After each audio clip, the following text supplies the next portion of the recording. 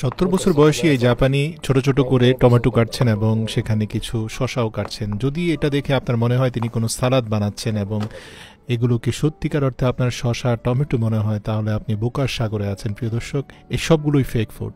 আপনি দেখতে পাবেন যে তিনি কিছু কেমিক্যাল পানির উপরে ঢালছেন এবং ঢালা কেমিক্যালের উপরে আরও কিছু পানি ছিটা দিয়ে সেগুলোকে ডানে বামে নিয়ে তিনি একটা অমলেট ডিম তৈরি করে ফেলেছেন এবং তার উপরে সাদা আরও কিছু কেমিক্যাল দিয়েছেন যাতে সেই ডিমটাকে একদম বাস্তব মনে হয়। তারপর উঠিয়ে সেটাকে যখন কাটা হচ্ছে তখন সত্যিকার অর্থে এটাকে অমলেট ডিমের মতো মনে হচ্ছে। প্রিয় দর্শক, তিনি মূলত একজন 71 বছর বয়স্ক ক্রাফটসম্যান।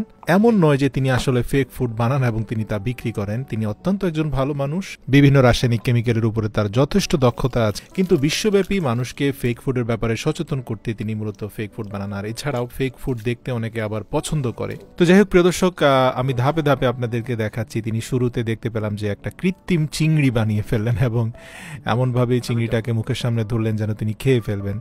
যদি ধাপে ধাপে দেখেন যে কিভাবে চিংড়ির নিচের লেজের লাল অংশটা তৈরি হলো, মধ্যখানের মাংস অংশটা তৈরি হলো এবং এর উপরে ফ্রাইড করা চিংড়ির মতো শেপ তিনি তৈরি করলেন। মানে সবগুলো ব্যাপারই আপনি যদি দেখেন যে তার সেখানে অনেকগুলো কেমিক্যালের ডিব্বা রয়েছে, এক একটাতে এক এক রকমের রং রয়েছে এবং এক একটা কেমিক্যাল পানির উপরে যখন পড়ে সেগুলোর এক এক ধরনের প্রতিক্রিয়া হয়। সেগুলো তিনি খুব ভালোভাবে জানেন যেহেতু তিনি একজন ক্রাফটসম্যান। সবচেয়ে ইন্টারেস্টিং হচ্ছে তিনি বাঁধাকপির একদম যেটা গোড়ার দিকে থাকে সেটা সাদা হয় এবং উপরের দিকের অংশটা যেখানে সূর্যের আলো পড়ে সেটা সবুজ হয়। সেটাও তিনি খুব সুন্দর করে পানির মধ্যে কেমিক্যাল ছিটিয়ে পূর্ণাঙ্গ একটা বাঁধাকপির পাতা তৈরি করে ফেললেন এবং সেটাকে খুব সুন্দর করে ফোল্ড করে এবং সেটাকে যখন কাটলেন তখন কচকচ শব্দ হলো, যেন মনে হচ্ছে সত্যিকার অর্থে তিনি কোনো তাজা বাঁধাকপির পাতা কাটছেন। একেবারে রিয়েলিস্টিক মনে হচ্ছিল। তিনি বেশ কয়েকটি টুকরে বিভক্ত করেছেন বাঁধাকপিটাকে। তিনি দেখালেন কিভাবে কৃত্রিমভাবে আইসক্রিম বানানো যেতে পারে এই সকল উপাদান দিয়ে।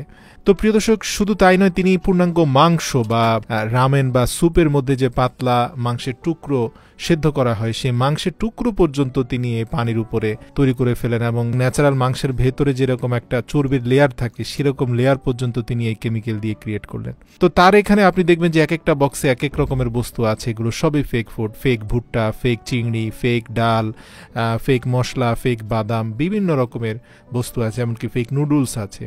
তো তিনি এগুলো বিভিন্নভাবে সুন্দর করে সাজিয়ে মানুষের সামনে, ছোট ছোট বাচ্চাদের সামনে ডিশের মতো করে দেন এবং তারা এটা দেখে খুব মজা পায়। তো অনেকেই ওনার অনেক ভিডিও ইতিপূর্বেও দেখেছেন এবং ধারণা করছেন যে তিনি আসলে ফেক ফুডের ব্যবসা করেন বা ফেক ফুড বানিয়ে মানুষকে খাইয়ে দেন। না, মূলত এমন কিছু না। তিনি অত্যন্ত ভালো মানুষ।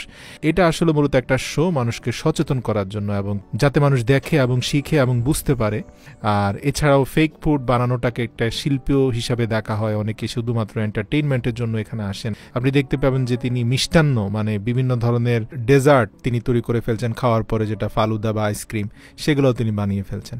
তো প্রিয় দর্শক, এই ভিডিওতে আসলে 2% দেখানো সম্ভব হয়নি। অ্যাকচুয়ালি তিনি আসলে কম বেশি 750 থেকে 800 রকমের ফুড তিনি বানিয়ে দেখেছেন এই পর্যন্ত মানুষকে এবং তার এই শোতে অসংখ্য মানুষ টিকিট কেটে আসে এবং এই শো দেখিয়ে তিনি যে উপার্জন করেন সেটা দিয়ে তার পরিবার চলে।